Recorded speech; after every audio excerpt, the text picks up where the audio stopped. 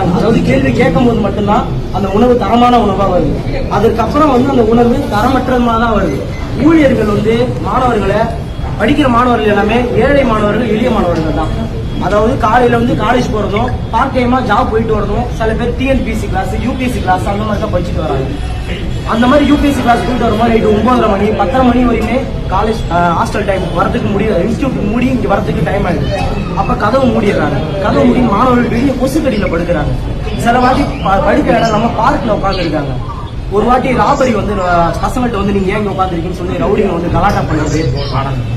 இந்த மாதிரி எக்கச்சக்கமான பிரச்சனை வந்துகிட்டு இருக்கு சார்.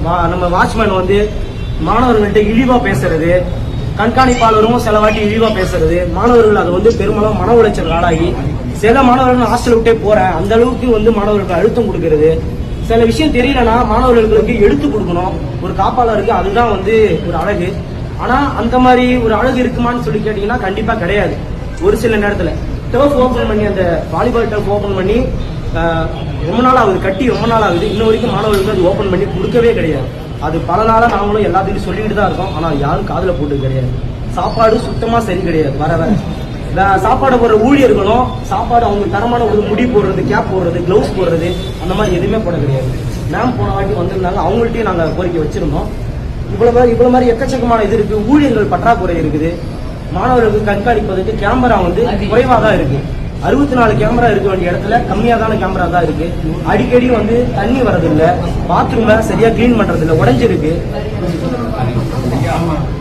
ஒரே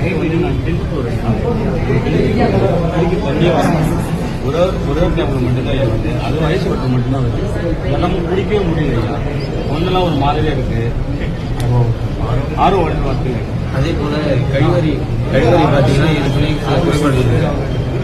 சார் இருக்கு சார். ஆனா ரிப்பேரா இருக்கு சார். வாங்க சார், மேல பார்ப்போம். ரிப்பேரா இருக்கு சார்.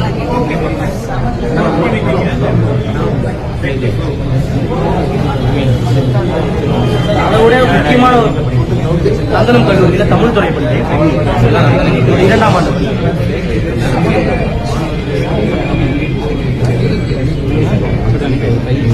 ஒரு முக்கியமான கோரிக்கை என்னன்னா சார், அதுவும் இல்லாம திருட்டு அம்மா நடக்குது. ஃப்ளோர் கேமரா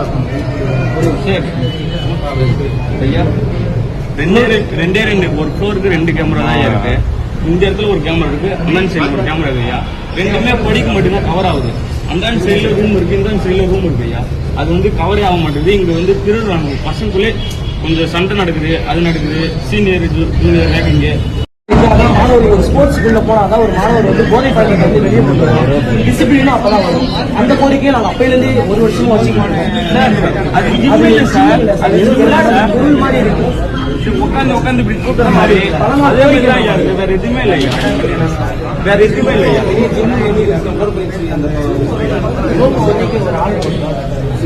ஐயா அந்த சாப்பாடு வந்து மெயின் ஐயா. சாப்பாடு நல்லா ரொம்ப ரொம்ப ரொம்ப ரொம்ப இதுவா இருக்கு. வாயிலே வைக்க முடியும். சாப்பாடு கூட பாருங்க.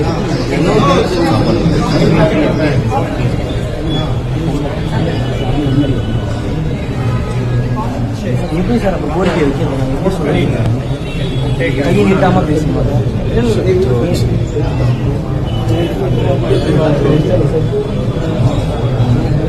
சாப்பாடு மட்டும் கொஞ்சம் பாருங்க.